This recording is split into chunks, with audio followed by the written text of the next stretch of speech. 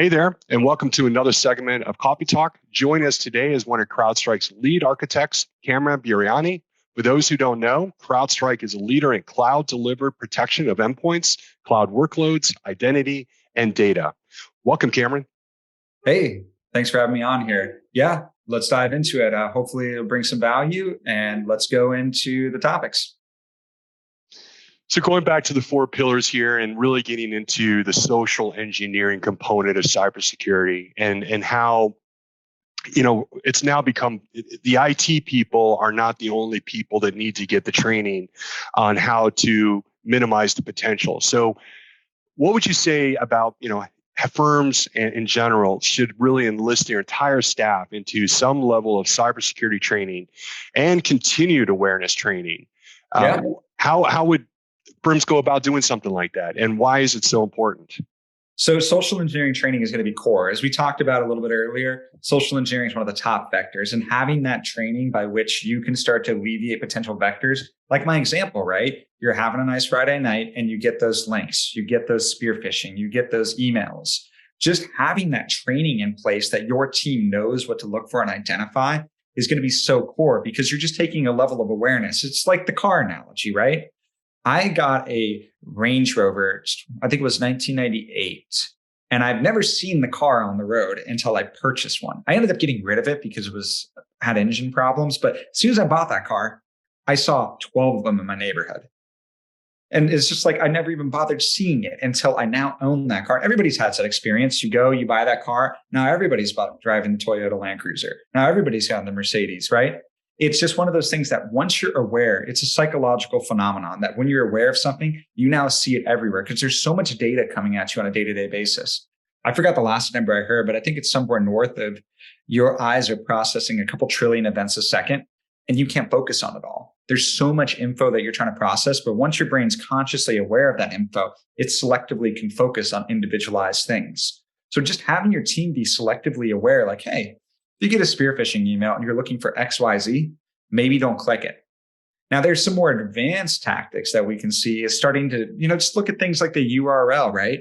Would it make sense that your secure upload link would send you a text from a random number and it looks like, the URL that they want to click maybe has like Cyrillic characters in it? These are things that should start to set up red flags, but there are going to be companies as well as MSSP who offer those training that gets you from an unaware state to, okay, now I bought the car and I see the car everywhere.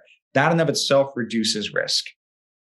So in summation, four things that firms can do right now to take action to help mitigate, starting out with patch management program that's managed by the professionals, adopting a least privilege model so that you're only giving the attackers that small bottle cap, as you mentioned, adopting the next generation antivirus technology like CrowdStrike, which we believe is the best in the market, and then also enrolling your team in not just one and done cybersecurity training, but ongoing training, because the threats are evolving, the tactics are changing, and therefore enlisting your team into an ongoing automated cyber training program is by far an essential component of your cybersecurity plan.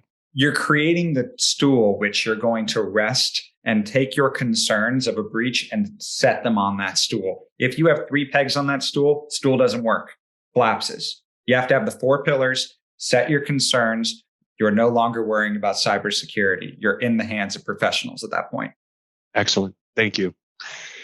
So let's talk about threats detected. What happens? This is the scary part of the story. So what happens if there is a threat detected? And now it's Monday morning. You just realized all your data is encrypted, and life looks a little different for the moment. And you're probably, besides freaking out about your business, it's important to have a plan, no matter what the situation is. So why is a disaster recovery plan so critical in recovery for a business? Disaster recovery plans, yeah. Disaster recovery is going to give you that extra layer, right? So you've detected the breach, you've identified the threat actor came in. Having a plan when it comes to something like a targeted intrusion is going to reduce the anxiety, but also it's going to give you a path forward to get out of the disaster.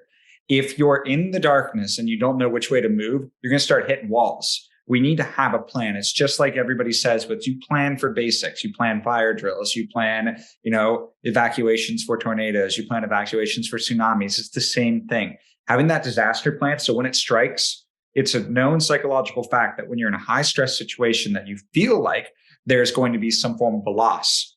Pro tip. I think I read somewhere recently that financial loss is conflated in most human minds as actual physical pain. So you're stressed, you're feeling physical pain because you're now thinking financial loss, and now you don't know what to do. If you can go into that attack pattern, the muscle memory, and have that disaster recovery plan, you've already set in place best practices in a sound mind frame with a quality team on when this happens, what steps do we take? It alleviates you of the responsibility of having to make a good decision when it's going to be difficult to do so. And you've already built in those practices so you can start to stop adversarial breakout times. Something we haven't really talked about, there's a notion of a 1-10-60 framework. And are you too familiar with that one, Chris, or no? Not too familiar, no. Please elaborate. It's something that CrowdStrike largely promulgated, but in order to stop some of the top nation state level adversaries, you need to be able to detect a threat in 1 minute. You then need to partner with the solution that's going to be able to assess the scope of that attack within 10 minutes. And you need to drive towards full remediation within more or less an hour. If you can do that, you can stop regular script kiddie breakouts, but you can also stop some of the top nation state level threat actors. That 1-10-60 is the golden framework. Partnering with NGAV tools, MSSPs that are using those technologies to power their services will help you hit that. We saw a rise of 33 new threat actors last year. We have over 200 nation state level threat actors that we're tracking. And again, that 1-10-60 framework built into the disaster recovery plan, built into your holistic framework is going to not only allow you to know what steps to take, but you're also building in those redundancies so you can stop those 200 plus nation state level threat actors. Or if it's someone less advanced, don't worry. You've already trained to fight Drago. You're going to be fine at this point.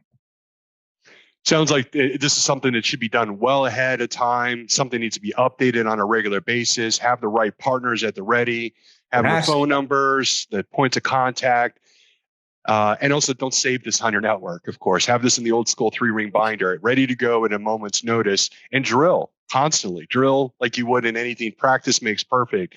But I think having a partner like CrowdStrike and somebody to call in a moment's notice helps is one of the keys to success. You're going to be worrying about your business. Everything's down. Your brain's going to be a little foggy. You're not going to be thinking straight. Having a written, documented plan, as you said, well ahead of time, so you can think about it rationally. And therefore, it's just a matter of execution of the plan versus trying to think through, on the way there. Exactly. So important. And then disaster recovery plan, whether it's a cyber attack or any type of natural event, et cetera, it's the key to preserving your business. Yeah, no, dead on. It's just like sports, kinetic memory, right? You drill, get that muscle memory. So when you take that shot, you're not thinking about it. You're doing it. It happens in the background. So what about technologies like CrowdStrike? What can they do and help you mitigate the threat, or at least identify the threat or where the threat came from? Because I imagine that's one of the concerns you're going to have. If you've been hit by a virus, it's one of the first questions is, how did this happen? Where did it come from? How can technologies like CrowdStrike better and give you some insight into where the threat is coming from? It helps because you've got a hole somewhere in your network. Yeah, exactly. Well, CrowdStrike's an excellent solution for that, because essentially what CrowdStrike allows you to do is CrowdStrike goes on and CrowdStrike's going to then go in and it will be an adversary focused technology. So what CrowdStrike does is we actually take our technology and we do adversarial focused intelligence. What that means is when you're hit, we can identify exactly who hit you and then where it manifested from. We actually track those, as I mentioned, 200 nation state level threat actors, and we do actor attribution. So at the core of what we do, not only do we allow individuals to know like, hey, this is what occurred, but because CrowdStrike is adversary intelligence first, we then can tell you where that adversary manifested from and give you that actor attribution. I'm sure a lot of people have gone online. You can go type in CrowdStrike and you'll see our threat actors. We actually identify those portfolios with them. So again, CrowdStrike is probably more uniquely positioned for that because we are not focused so much on stopping individual technical things. We are, right? But we want to stop adversaries. If we can stop adversaries specifically, we can then stop the breach. So that's a fundamental philosophical approach that we'll take. I think knowing who your enemy is an important part, which is also helps you understand what their tactics are. Are they a legit actor in the sense that if there was a ransomware they wanted to be paid, are they going to follow through on that ransomware and actually release the keys? And gives you some insight of, is this a professional organization or is this a novice? So when negotiators start getting involved and you start asking proof of life of your data, and knowing who the actor is and who your enemy is an important part of recovering, and also assessing where possibly how they got into your network. Yeah, definitely. What is some? What about insight data? This is now we're getting into the weeds just a little bit, but this is where I think that NGAVs really shine, is providing insight data, which is often doesn't come up when we're talking to clients, but it's so critical for the security service providers out there when they're trying to see and what's going on with the network or what's going on between server operating systems. What is insight data, and why having a security service provider, professional organization that does this for a living, why is that so essential? And what's the key to insight data? So insight data, really, right? Insight data is going to be data that I perceive as EDR data or telemetry data, essentially. Insight data is going to track every action that's taken within an environment, which then gives you a holistic understanding of where the adversary may have manifested from. So the insight data is really adding that color within the radar. Insight tells us, or EDR really, is endpoint detection and response. Without that EDR data, you're essentially, you know that you're getting hit, and you may know that the barricade's stopping the bullets, but insight is taking that drone, it's hovering over the battlefield and saying, here's what's happening. This is where it's coming from, and this is how we address the threat. If you don't have insight, you're hunkered down behind that wall. You don't have that visibility. You don't know where the enemy fire is coming. You just know that it hit the bunker. Which is the first step in helping you stop not only the current attack, but possibly future attacks. Because again, all you know at this point is you've been hit, and you don't know where you've been hit from. And this is why NGAVs are critical, not just for preventing the virus, but then if you were hit, you know where it came from. So hopefully you can learn from the future and stopping it and mitigating it from the future. Exactly. Yep. 100%. And having the experts, this is complicated stuff. So this is where teaming up with a company that specializes in security as a service and analyzing that insight data so they can tell you about the vector information and where it's coming from and where it's going is critical. I got to imagine your average IT person that builds servers or takes care of workstations, you think they're going to be able to help in the analyzing insight data? And it is a learned skill too. And it's, remember, go back to that 1-10-60 framework. If we're not detecting that adversary in that 1 minute and we can't get that visibility in 10 about the scope, that's that insight portion, we're not going to hit that breakout time, and we're risking that adversarial breakout.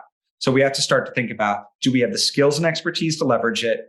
Do we have an individual who can respond to it? And what visibility does this give us?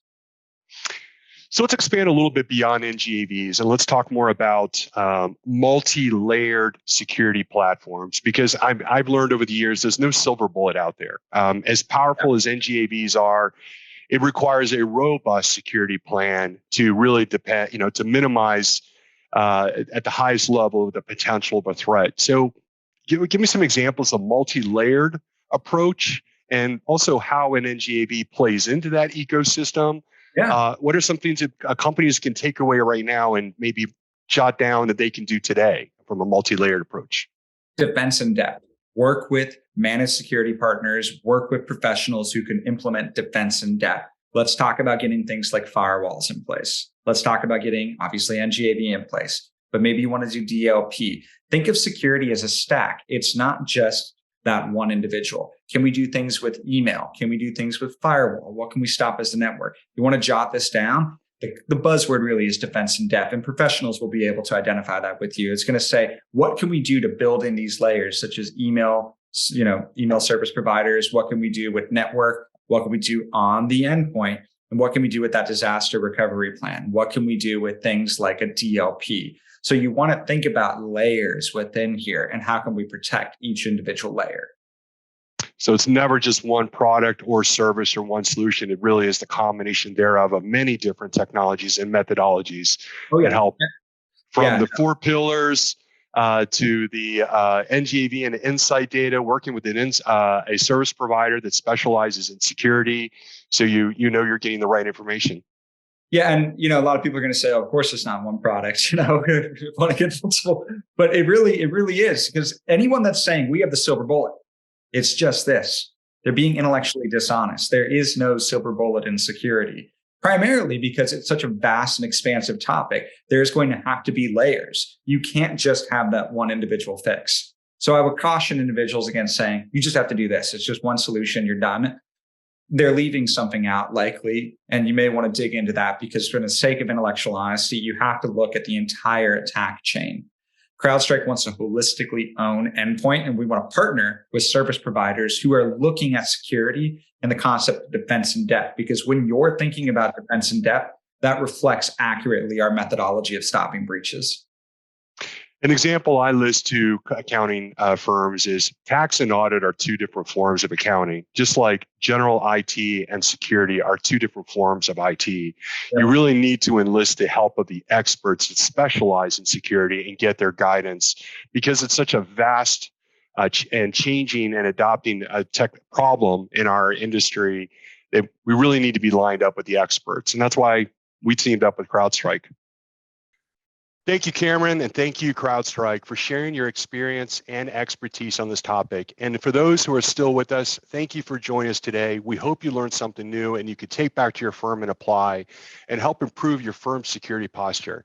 And if you want to get more tips and best practices from the experts, be sure to like and subscribe for more videos. Cheers.